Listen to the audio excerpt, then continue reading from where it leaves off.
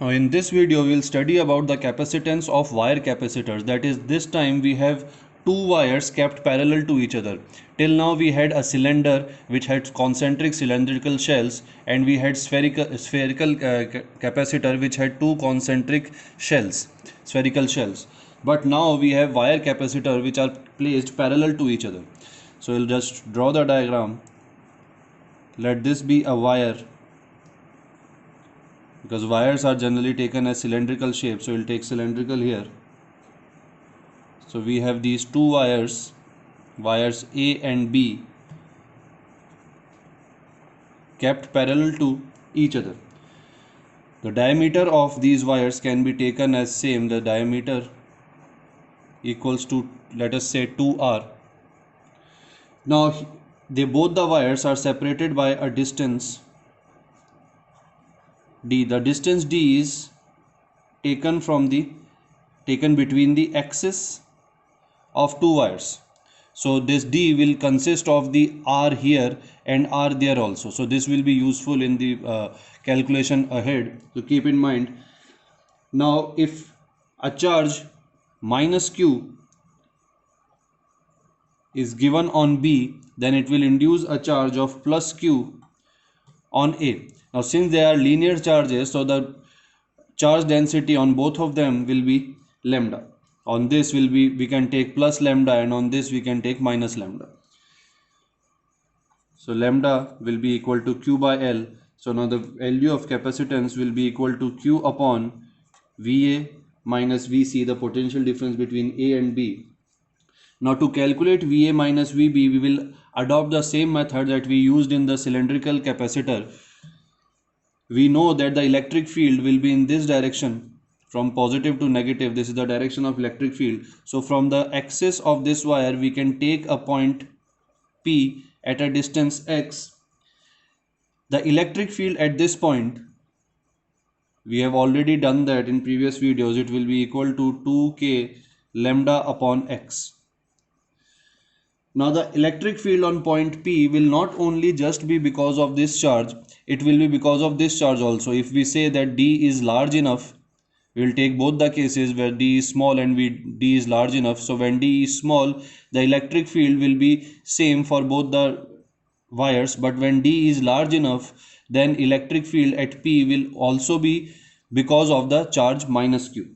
So in that case, if the electric field because of this because of A is 2k lambda upon x, then the electric field because of minus q will be equal to 2k lambda upon d minus x. So instead of x, it will be d minus x if we are calculating the potential because of B. So we can take that and also the length of the wire. Again, we will take the same assumption that the length of wire is very larger than the radius of both the wires, and also the distance between the wires. The length is very large compared to both of these quantities. So now the electric field because of plus q, because of A, will be equal to 2k lambda by x, and because of B, that is E due to minus q, will be equal to 2k lambda upon d minus x. Remember, the d is calculated from the axis to axis and not between the surface. So the distance between these 2 points from here, between this and this, will be equal to d minus x. So now using this, the potential difference VA minus VB can be calculated like this. Again, we can ignore the dot product because E and dx will be in the same direction. And the limits, now important thing is the limit. The limit is from R, that is from the surface of this wire, to d minus x. So this surface will be at a distance of d minus R. This surface will be at a distance of d minus r from this surface. This you can calculate by it's actually you have to visualize it. It's not that difficult. because we are taking the limits from between surface to surface, while d is calculated from axis to axis, and the diameter of the wire is 2r, so the radius is r, so the distance between the two wires will be equal to d minus r. So our limit will be from r to d minus r.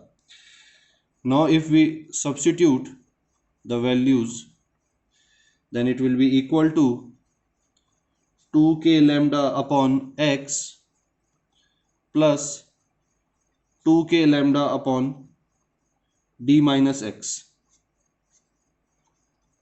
dx.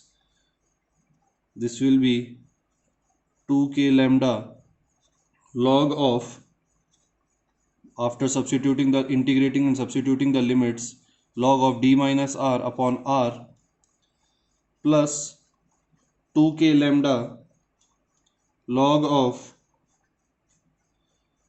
r upon d minus r into minus r, because when we will integrate this, then the integration of 1 upon d minus x will be equal to log of d minus x, and then minus x will also be integrated, that will be equal to minus 1.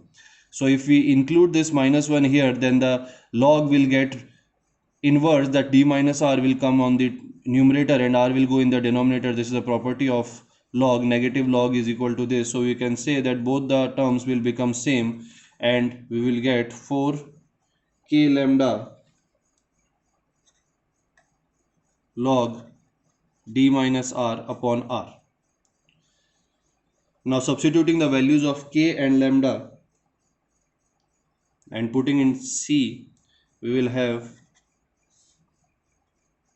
4k lambda d minus r upon r, and further solving it, we will get pi epsilon naught L upon log d minus r upon r. So this is one of the formula. Now since d is larger than r, much larger than r, so we can ignore r. We can say that d minus r is same as d, so we'll get another formula. I'll write it here. Since d is very larger than r, therefore c will become pi epsilon naught L ln upon d by r. So this is another expression. And if we have to find the capacitance per unit length, then